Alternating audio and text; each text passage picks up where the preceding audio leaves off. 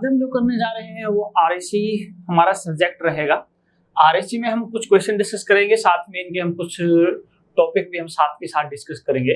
हमारा सबसे पहला क्वेश्चन जो है वो है, in aircraft air refrigeration cycle is used because of, क्यों यूज की जाती है। देखिए हाई सीओपी ये कह रहा है या हाई हीट ट्रांसफर रेट कह रहा है, तो हाई ट्रांसफर रेट यानी कि आपका हीट के ट्रांसफर रेट ये बोलेगा। यहाँ पर अगर ट्रांसफर रेट की बात कर रहा है तो क्या होगा इस केस में, आपके पास एक जैसे सिस्टम होगा, जैसे आपका रूम होगा जिसको आपने क्या करना है, ठंडा करना है, कूल करना है।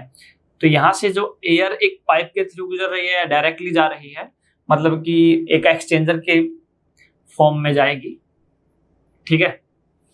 तो ये जो एयर यहाँ पर कूल एयर एंटर कर रही है, ये जब इस पाइप से गुजरेगी तो अपने सराउंडिंग की जो हीट है उसको क्या करेगी, एब्जॉर्ब करेगी और बाहर निकल जाएगी, ठीक है। अपने सराउंडिंग की हीट को एब्जॉर्ब करेगी और बाहर निकल जाएगी, जिसके कारण आपका कमरा जिसको आपने ठंडा रखना है, जो कैबिन आपने ठंडा रखना है, उसको कम टेम्परेचर पे रखेगी। लेकिन यहाँ पर जो हीट एयर है वो क्या करती है, वो सिर्फ सेंसिबल हीट को एब्जॉर्ब करती है। सेंसिबल हीट को एब्जॉर्ब करने का मतलब है कि एयर का टेम्परेचर बढ़ रहा है, यहाँ पर एयर अपना फेज चेंज नहीं कर रही है। जबकि अगर यही कोई रेफ्रिजरेंट होता जो अपना फेज चेंज करता तो वो लेटेंट हीट एब्जॉर्ब करता, और लेटेंट हीट पर किलोग्राम अगर बात करें तो ज्यादा होती है as compare to sensible heat, तो वो ज्यादा कूलिंग दे सकता था। लेकिन इस केस में ऐसा नहीं है, तो एयर रेफ्रिजरेशन साइकिल की जो सीओपी है वो ज्यादा हाई नहीं होती है, नई हाई हीट ट्रांसफर रेट रहेगा, ठीक है।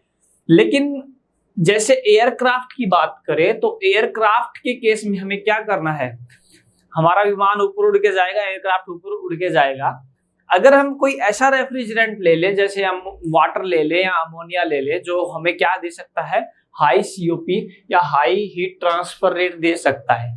लेकिन फिर आपको लार्ज अमाउंट में रेफ्रिजरेंट भी आपको क्या करना पड़ेगा, साथ में उठा के ले जाना पड़ेगा, साथ में उठा के ले जाना पड़ेगा।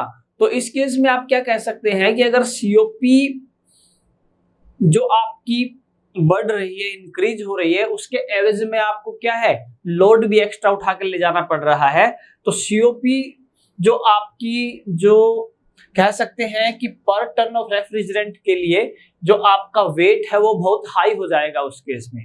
जबकि एयर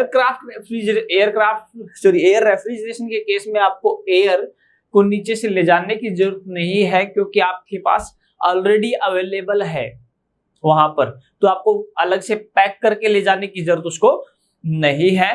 तो इसीलिए अगर पर टन ऑफ रेफ्रिजरेंट के लिए अगर देखें, जो वेट होगा वो काफी कम होगा एक एयर रेफ्रिजरेशन साइकिल के लिए, जो यूनिट यूज की जाएगी एज कंपेयर टू अदर।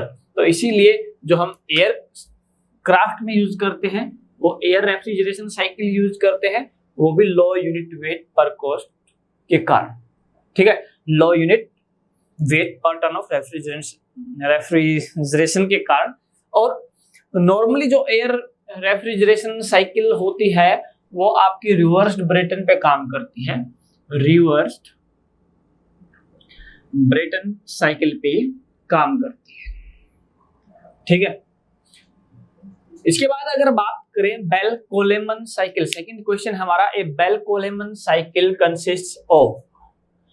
देखिए क्या होता है बेल कोलेमन साइकिल में आपके, और या फिर बात करें रिवर्स्ड ब्रेटन साइकिल, दोनों ऑलमोस्ट सेम ही है। दोनों में डिफरेंस सिर्फ इतना है कि बेल कोलेमन साइकिल जहां पर रेसिप्रोकेटिंग कंप्रेसर या रेसिप्रोकेटिंग एक्सपेंडर का यूज करती है, वही Bell Coleman cycle Brayton cycle, reverse Brayton cycle है, वो आपके टरबाइन का यूज करेगी और सेंट्रीफ्यूगल कंप्रेसर का यूज करेगी। तो दोनों ही केसेस में क्या होगा, दोनों ही केसेस में जैसे आपका ये रूम है, इस रूम से एयर आएगी, ये हीट को एब्जॉर्ब करेगी, ठीक है, हीट को एब्जॉर्ब करेगी यहाँ पर, और यहां से ये जाएगी कंप्रेसर के अंदर, यहां से ये जाएगी कंप्रेसर के अंदर। तो कंप्रेसर के अंदर जाएगी, कंप्रेसर से जाने के बाद यहां पर क्या है, एयर कूलर लगा हुआ है। एयर कूलर के केस में क्या होगा, कूलिंग वाटर फ्लो कर रहा होगा, ठीक है। तो जो कूल्ड जो एयर यहाँ पर ठंडी होके आई है वो यहाँ पर किससे पास होगी, एक्सपेंडर या फिर आप बोल सकते हैं टरबाइन से पास होगी, टरबाइन से पास होगी, ठीक है। डायरेक्शन का ध्यान रखिएगा, इस तरीके से स्मॉल से लार्ज एंड की तरफ निकल रहा है, इसीलिए टरबाइन है। यहाँ पर लार्ज से एंटर कर रहा है और स्मॉल से निकल रहा है, तो ये आपका कंप्रेसर रहेगा, ठीक है। ये आपका टरबाइन है, ये आपका कंप्रेसर है, और यहाँ से जो कूल्ड एयर है वो यहाँ पर जाएगी, ठीक है। तो ये जो दोनों प्रोसेस है, कंप्रेसर और टरबाइन में जो प्रोसेस हो रही है, ये दोनों आपकी रिवर्सिबल एडियाबैटिक है, यानी आइसेंट्रोपिक है। इसमें आपकी एंट्रोपी कांस्टेंट रहेगी। जबकि ये और ये दोनों क्या है, आपके हीट एक्सचेंजर है, और हीट एक्सचेंजर होने की वजह से यहाँ पर जो प्रोसेस रहेगी वो आइसोबारिक रहेगी। तो दोनों ही केसेस में, जो चाहे बेल-कोरेवन हो या आपकी ब्रेटन साइकिल हो, दोनों ही केस में जो प्रोसेस है वो आपकी क्या रहेगी, दो आइसोबारिक और दो आइसेंट्रोपिक प्रोसेस रहेगी। तो दो आइसोबारिक और दो आइसेंट्रोपिक प्रोसेस यहाँ पर रहेगी।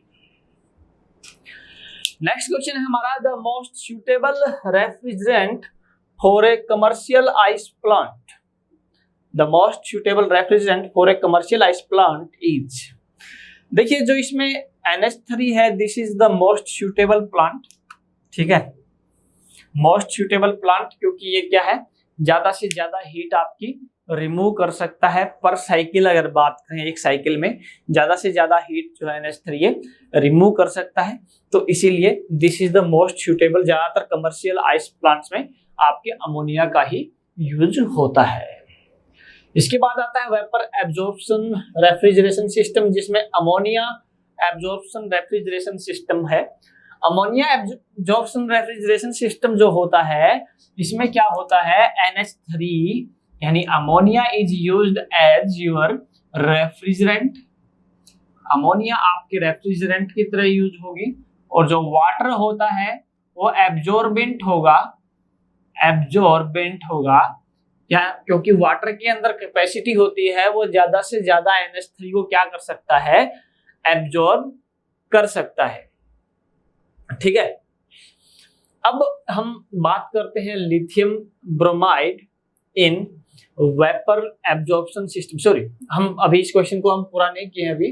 तो इस केस में पूछता है कि fittings in ammonia absorption refrigeration system are made of, तो किसकी बनी होंगी, नॉर्मली ये स्टील की बनाई जाती है, क्योंकि बाकी की अगर बात करें, बाकी मेटल्स के साथ जो अमोनिया है वो रिएक्टिव है आपके, ठीक है।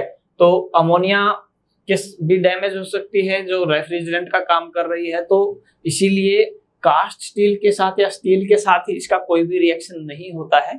तो इसीलिए इस केस में जो स्टील है हमारा वो इसमें यूज होगा, किसके फॉर्म में, आपका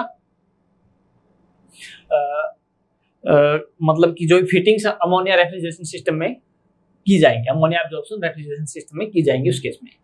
अब बात करते हैं lithium bromide in vapour absorption refrigeration system is used as. तो इस केस में जो आपका लिथियम ब्रोमाइड है वो एब्जॉर्बेंट की तरह यूज होता है, और यहाँ पर वाटर जो है, वाटर एक रेफ्रिजरेंट की तरह यूज होगा। यहाँ पर जो वाटर है लिथियम ब्रोमाइड एब्जॉर्प्शन सिस्टम में, वाटर किसकी तरह यूज होगा, आपके एक रेफ्रिजरेंट की तरह यूज होगा, ठीक है। वहां पर वाटर एक एब्जॉर्बेंट है, यहाँ पर वाटर इज रेफ्रिजरेंट, और लिथियम ब्रोमाइड में ज्यादा से ज्यादा वाटर एब्जॉर्ब किया जा सकता है, हाई एफिनिटी होती है इसके लिए, इसीलिए यूज किया जाता है। इसके बाद बात करते हैं वेपर कंप्रेशन रेफ्रिजरेशन सिस्टम में। वेपर कंप्रेशन रेफ्रिजरेशन सिस्टम में अगर बात करें, इसमें आपका जो लिक्विड जो भी रेफ्रिजरेंट यूज होगा वो अपना फेज भी चेंज कर सकता है, फेज चेंज कर सकता है। तो क्या होगा, रेफ्रिजरेंट साइकिल किस तरीके से रहेगी, ये जो आपकी साइकिल रहेगी ये इस तरीके से रहेगी कि आपका रूम जिसको ठंडा करना है, यहाँ पर इवेपोरेटर लगा होगा, इवेपोरेटर के अंदर से रेफ्रिजरेंट जाएगा जिसका टेम्परेचर आपके रूम के टेम्परेचर से कम है, इसीलिए जब ये यहाँ से गुजरेगा इवेपोरेटर के थ्रू तो यहाँ से ये हीट को क्या करेगा, एब्जॉर्ब कर लेगा। ठीक है, अब इस हीट को एब्जॉर्ब करने के बाद इसको पास किया जाता है कंप्रेसर के थ्रू। कंप्रेसर में जब कंप्रेस करते हैं तो टेम्परेचर भी बढ़ता है और प्रेशर भी बढ़ता है।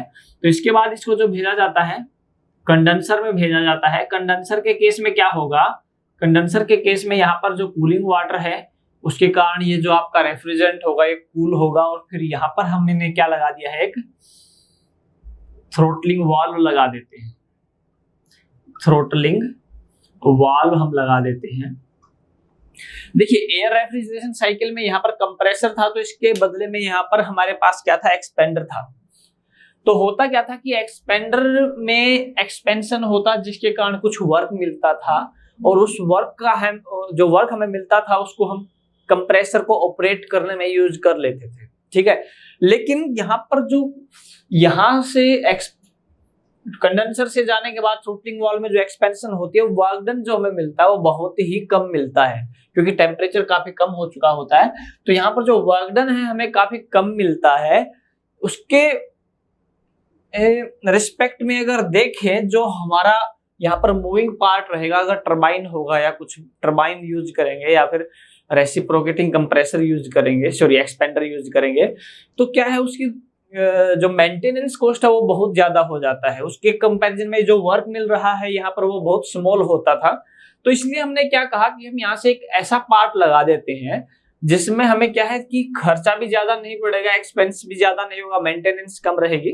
ठीक है, बेशक वो वर्क आउटपुट ना दे हम। ठीक है, तो इसलिए हमने यहाँ पर थ्रोटलिंग वाल्व को यूज किया यहाँ पर। ठीक है, तो इस केस में आप देख सकते हैं यहाँ पर आपका इवेपोरेटर है, ये कंप्रेसर है, ये कंडेंसर और ये थ्रोटलिंग वाल्व है। तो क्या रहेगा इस केस में सीक्वेंस, कंप्रेसर के बाद कंडेंसर, कंडेंसर के बाद थ्रोटल वाल्व, थ्रोटल वाल्व के बाद इवेपोरेटर। तो ये इसमें सीक्वेंस रहेगी अगर आप वेपर कंप्रेशन रेफ्रिजरेशन सिस्टम की बात करते हो तो। और ये जो थ्रोटलिंग वाल्व है इसमें अगर रेफ्रिजरेशन सिस्टम स्मॉल है तो हम डायरेक्टली कैपिलरी ट्यूब का यूज हम करते हैं। जो कैपिलरी ट्यूब है स्मॉल रेफ्रिजरेशन सिस्टम में क्या किसकी तरह यूज होगी, आपके एक एक्सपेंशन वाल्व की तरह यूज होगी।